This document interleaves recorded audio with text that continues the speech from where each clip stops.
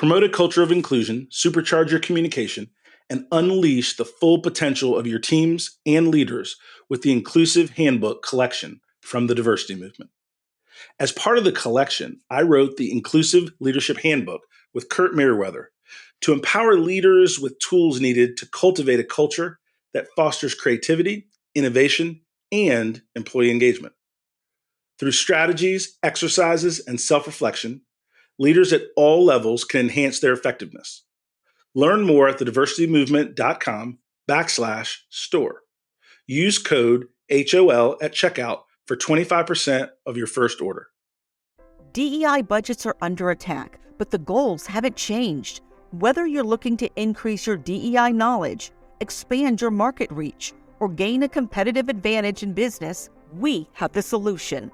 TDM Library is your single source for expert-curated DEI resources, strategies, and solutions, all designed to help you transform your workplace culture and be a more effective contributor. For $9.99 per month, you get access to our searchable subscription-based digital library. There, you'll find articles, practical how-to guidebooks, podcasts, award-winning microvideos, and more than 700 Q&As, designed to help DEI practitioners, thought leaders, and executives create a more inclusive workplace. Whether you prefer to listen, watch, or read, we have the resources for you.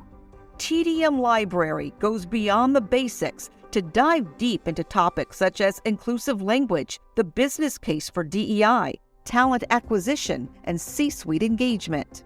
For less than the price of a sandwich, you get access to our library of more than 1,000 pieces of original, expert-curated DEI content. Join today and get your first 30 days free.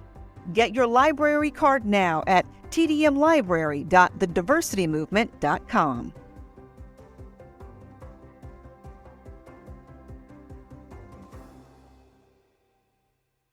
You can't stop me, nothing's gonna stand in my way. Nothing. I'm gonna fly higher. I'm gonna fly higher. Hey everyone, welcome to the Donald Thompson Podcast. I'm Jason Gillikin, executive producer of the show and CEO of Earfluence, and I'm so excited to share this episode with you today. On this show, we're committed to sharing stories of success so that the next generation of leaders can learn by hearing what others did to become successful. But sometimes the journey to success means getting knocked down and figuring out how to get back up again. And for today's guest, it means navigating the hotel industry in the middle of a worldwide pandemic that has absolutely devastated the market.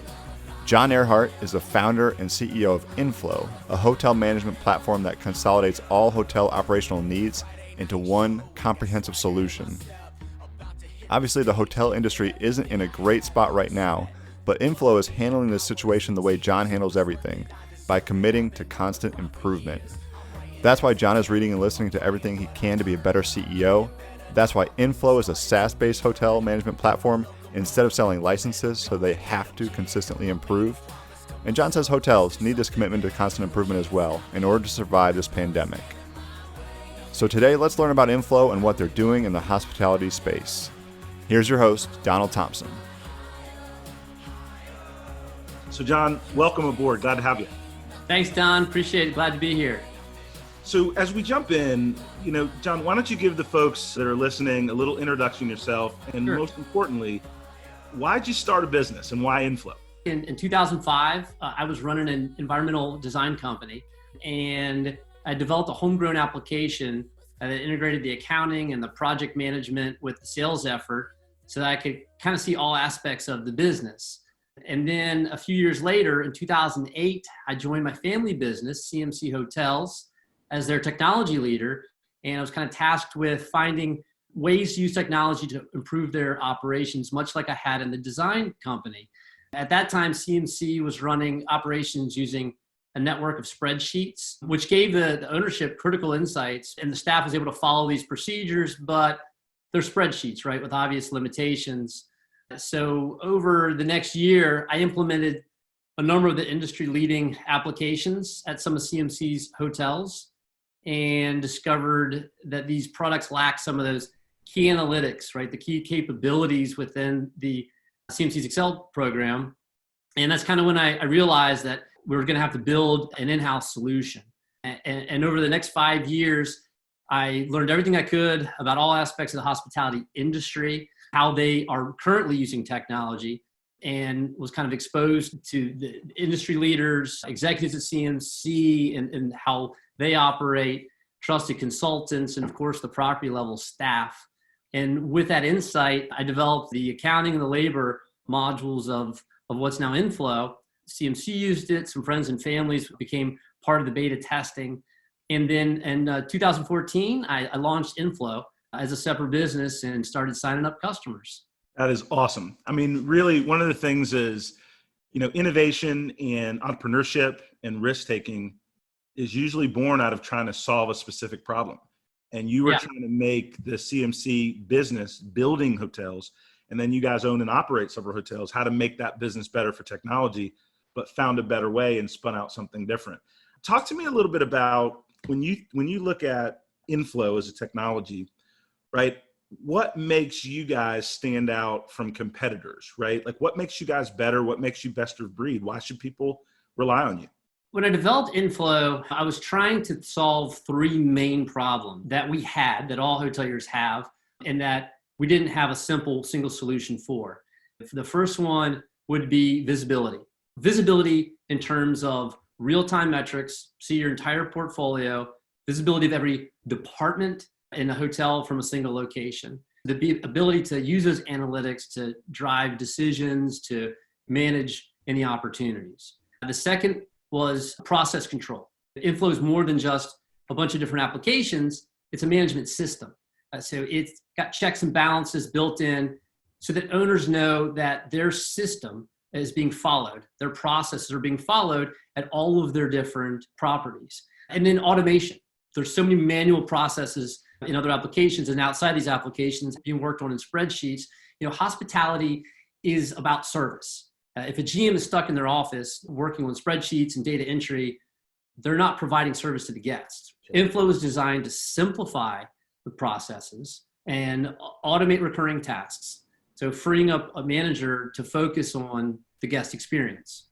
That is really powerful. And you said a couple of things that are really instructive in anybody that's building a technology company, right? Is your job is to make it easier for people to do their real job, right? Which is creating a guest or a client experience, and automating kind of the typical tasks is really what you guys did. So now let me pivot a little bit when we're talking about the business and the technology.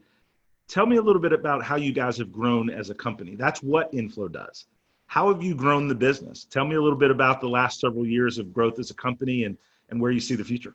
Most startups, it began with me and a couple of developers, right? And me wearing all the hats. And we're a bootstrap company, proud of it. We've had a gradual, controlled growth, and we make the most out of the resources that we have. And me playing those different roles, I soon started to rely on advisors to help me as a CEO kind of establish my company vision and figure out ways in which that I can scale this business. And as the company grew, I needed to find a way to delegate the responsibilities but stay in the loop. I found this awesome application called Asana, and it's really become a big part of our company culture. And more recently, I've tried to pull myself out of some of those loops, realizing that I can't be as effective as CEO if I'm involved in every single conversation. And so part of that comes with realizing my strengths and weaknesses and having really good personnel to handle those areas in which are not my strengths, and really taking my time and focusing more of it on the areas in which that I can contribute the best. So that's a powerful thing to segue, because we went from the technology to actually some of the thought process as a leader, right? And one of the things that you said is you listen to advisors so you could work on growing yourself as a more complete CEO. And that is a very powerful point of advice. And then the second thing you described is now, how do you make sure that you focus on your right strengths? One of those things as a CEO and leader is knowing what business you're in. So are you in the hospitality business, or are you a technology company, or is there some kind of metamorphosis of both? That's a really good question. We talk about that all the time. Those are kind of the two pillars of Inflow, right? We strive to be equally good at both of them. And that's why the company's filled with leaders in both areas, both technology and hospitality. Our mission is to use advances in technology to solve common issues, problems in the hotel operations. So a recent example of this would be a Smile ID. This is something that we've rolled out this year, beginning of first quarter. Labor is the number one expense in the hotel operations, right? The number one controllable expense. And buddy punching is an industry issue. That's where one person punches in for other people. And so hoteliers are always looking for ways to mitigate this issue. So we, as a technology leader, partnered with Apple, turned our iPad time clocks to be used for facial recognition so they could punch in. We created our own proprietary technology called Smile ID. And it simplifies the punch-in process and eliminates that buddy punching. So that's another example of identifying a problem that your clients had, creating an innovative solution, and then bringing that to market. Now, is that Smile ID specific just to the hotelier space, or is that now a product that over time could serve different markets, different functions? Yeah, the technology, the way that it's developed, can apply to multiple industries. These are based off of using Microsoft components, Apple technology, all wrapped together with workflows that can apply to all kinds of hospitality and additional industries. That's awesome. When you were deciding as a software CEO how to price and take your product to market, some people sell licenses, some people are software as a service. Why did you pick the business model that you picked as a software as a service company? Because that's independent of inflow and the industry. That's more of a technology thought process as a leader. I never really liked the client side model or the long-term sales model. There's too much friction, in the sales process, right? It takes a lot more negotiation up front.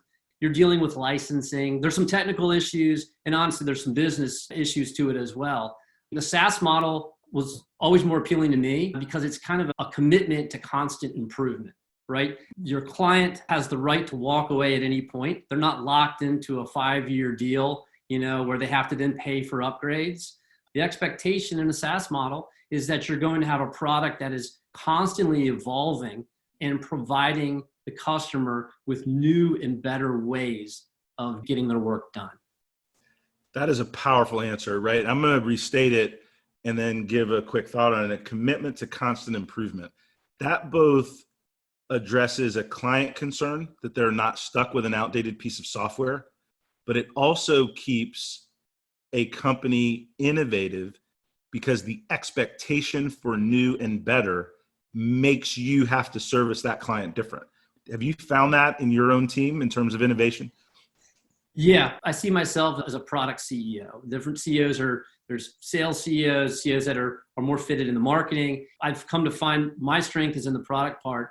And so I get very excited working with the engineering team and developing these new features, pulling in from all of our different departments, sales and our trainers, our implementers, and getting that feedback. We get very excited when clients come to us. We meet once a week as an entire company just to talk about what feedback we've received within the week and which one of those items we can elevate and will add value to our clients. And then we push those through the development pipeline. We're an agile development shop. So we make a point of being able to identify those improvements, get them out there, and all the way down to the support team. They get the excitement of being able to explain how these new features can solve some big and small problems that our clients were having. That's awesome. We've worked together for many years. I'm a super fan of Inflow and what you've done and what you're taking to business. But I also own a marketing company, and you're one of our clients. And one day, and this was maybe 2 years ago, we were talking about marketing and growth, and you said, Don, I don't know how to say this, but I don't want to retain a relationship with a marketing agency anymore. And you guys are doing fine. It's okay. But I want to bring this work in-house. Yeah. Right. What I want to explore with you is we hear that all the time as marketers, and it's a big decision for a CEO to use outside resources for marketing, build your internal team. What was that thought process for you as a small emerging business? What are some of the reasons that you wanted to bring the majority of that work in-house? Right. Good question. I guess it goes back to kind of the early way in which I developed the company. Out of necessity, I had to learn about each of these different aspects, right? These different hats of the business. And by doing that, the real value to a CEO and startup is that you learn from the ground up how each of these things works. And so then as you hand it off to someone else, you've constructed a foundation and built it in a way to the best of your ability. And then you give it to somebody that's skilled and way better, that's going to elevate it even further, right? And so I did that, I feel with each of those, and kind of marketing was that last one that I kept playing with. And then I realized that what I was missing, I'm somewhat metrics driven. I felt that I would feel comfortable having control over the metrics if I had that foundation in there. And so that came with hiring a marketing automation manager, building out and standing up a marketing automation platform, and having a clear internal process of our marketing through sales, the life cycle. And so that's allowed me to bring in consultants like Walk West to come in, help us out on specific projects where I now know that I've got a much more clear dashboard of what we're doing and what is working and not working for us. And another reason is I found it very valuable to invest in having some limited marketing resources in-house that would live, sleep, breathe hospitality flow software, that would sit there and hang out on our development calls, our support calls, and they come with a marketing mindset, would at least be able to produce, hey, you guys are talking about this feature or this issue,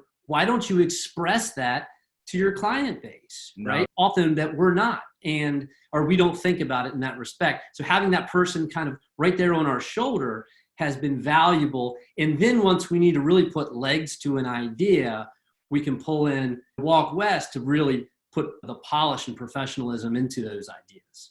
One of the things that our interaction taught us as a company, Walk West, and I mean this sincerely, right, is because when you said that to me at first blush, I was like, no, pay us a lot of money. We'll do these things for you.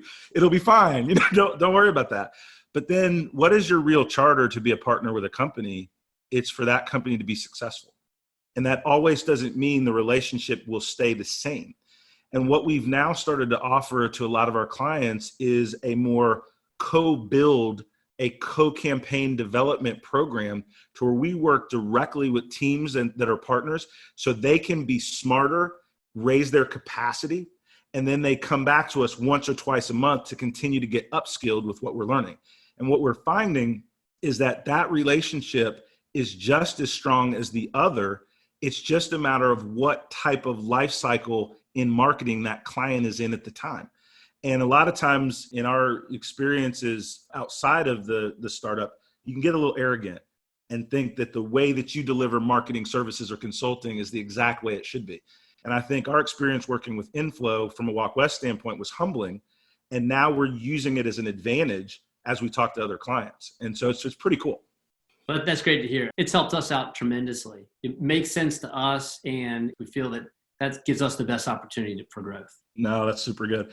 So now let's pivot to the hospitality space as a whole, right? Yeah. Anybody that's on planet Earth understands we're dealing with a global pandemic, COVID-19. And one of the worst hit sectors has been the travel and hospitality space. How's it affecting you guys? What do you see for the industry and sector? Just give our audience a point of view from somebody that's in the trenches in the hospitality business. It's not good right now, for sure. Like you said, it has devastated the hotel industry. There's no playbook for this current state of affairs. Smith Travel reporting, it shows the year-over-year occupancy is down nearly 70%. Your average daily rates are down 45%, and your revenue per available room is down 83%, right? These are numbers we've never experienced, not even close.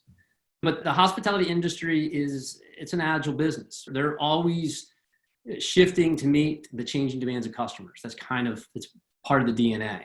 So hoteliers are getting creative. They are closing floors in hotels. to reduce those, areas that they have to maintain. They are cleaning rooms by request only. There's a health benefit there too, but that also reduces costs. They're reducing non-essential expenses, landscaping, maintenance have reduced the frequency of that. And even other uses like medical overflow support and things like that. So there are programs in place like the Paycheck Protection Program that's allowed a lot of hotels that we work with to bring staff back or keep them on staff. Unfortunately, I think the hospitality industry is going to need more than that to get on the other side of this pandemic. Yeah. What would, there's no playbook for sure. What do you think about when you think about the economy, just what we're going through?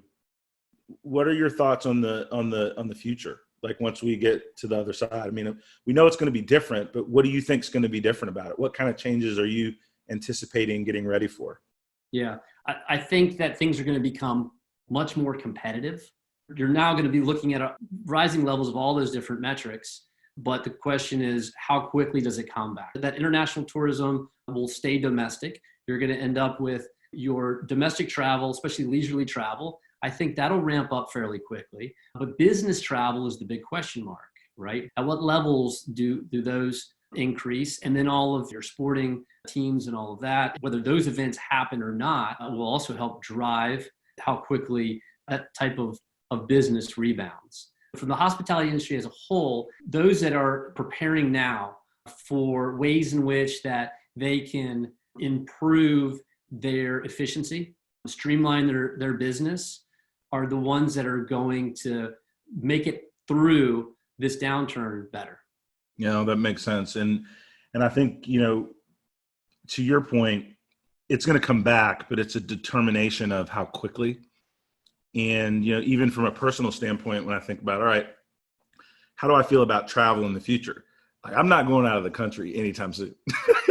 Like, independent of whatever deals they throw, right? I'm going to be in North America and I'm going to drive places. Yeah. My car, my air, Right.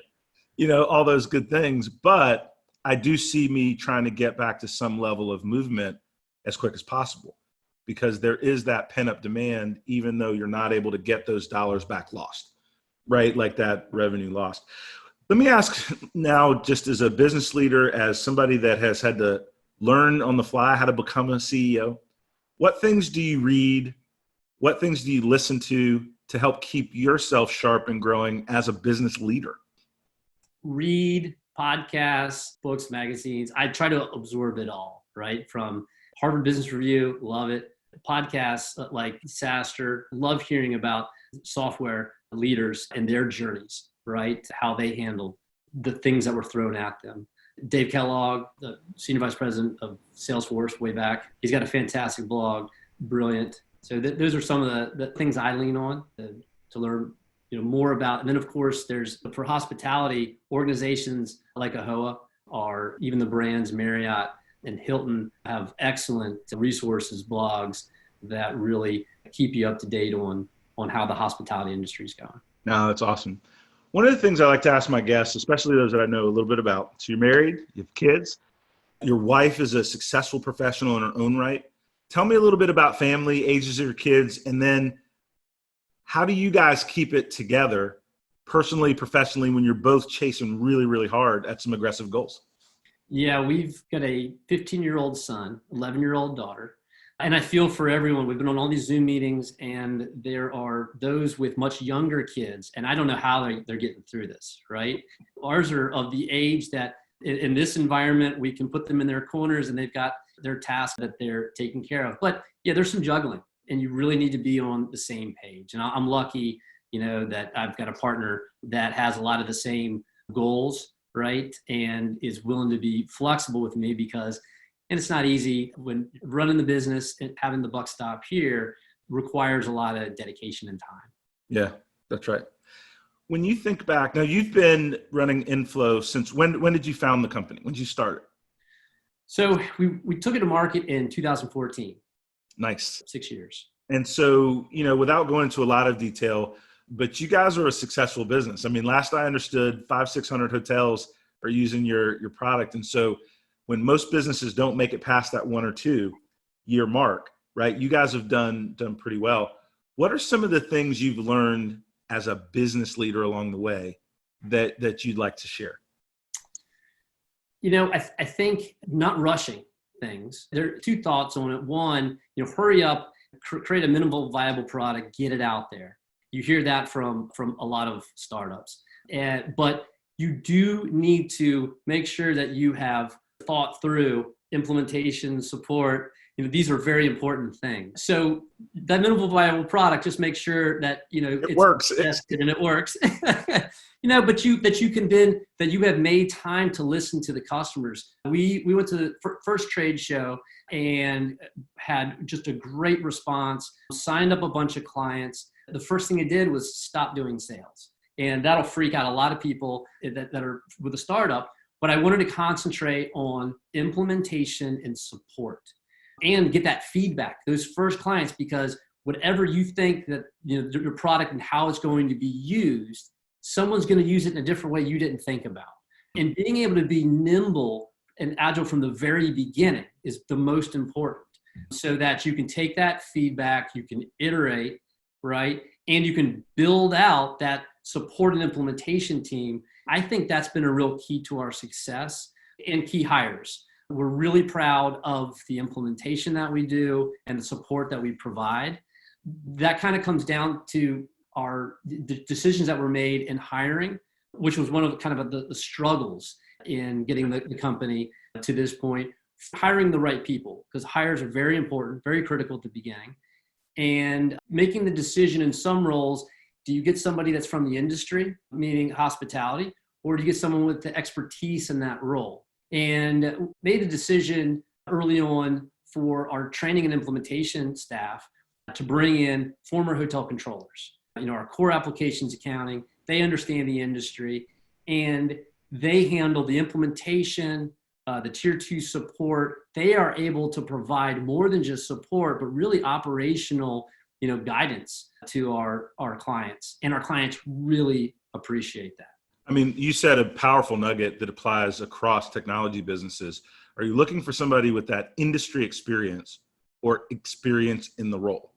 And it's a big decision, because if you're looking for a very niche industry experience, that limits your hiring pool, which is already typically very competitive for your most talented people. But if you put it out and say, wait a minute, we need specific sales experience, specific marketing experience, and I'm going to wrap around the domain expertise with our implementers and developers, you now have a much larger portfolio of folks to choose from. And then also you get new ideas, right? People are not focused just on what the industry's done. And so that's a powerful statement that you described. You also use offshore development. And that's a big thing in the technology space, whether to build development in-house, onshore in the United States, or whether to build a team offshore, try to get the cost efficiencies, but then there's communication, time zone, different things. How have you thought about that decision, and how have you made it work successfully? We got lucky with the first hire there. I mean, I think the biggest problem in offshore development is having a stable team, right? And we have all of our senior developers that we hired in the first year are still with us today. Our retention has been fantastic, and that's a tribute to the office manager there. I think it's maybe also the culture of the company. And like, we're using Zoom right now. We do this every day with everyone in our India office. We are over 50 employees right now. And we get together every single day and see everyone face to face. So I think that's also helped. They see and feel they are part of the company. But yes, communication at the beginning was more difficult in that you really have to detail what it is that you're looking, the performance criteria has to be very detailed.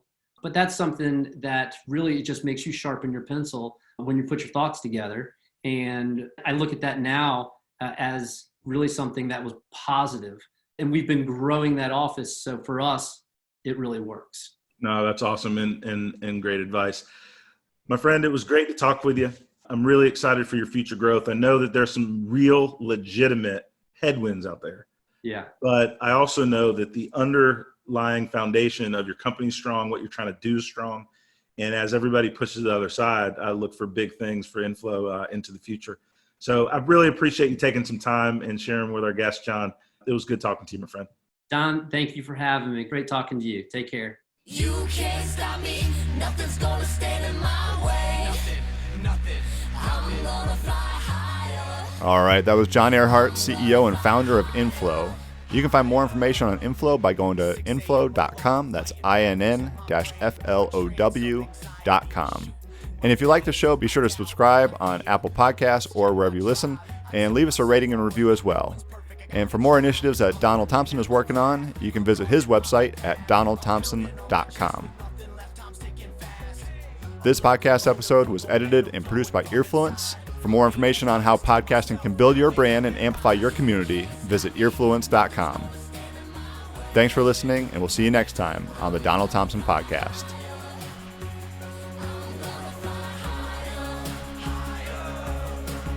Friday night show, I got swagger in my step. About to hit the stage, give it everything I have. The sweat, the blood, the hours, the tears.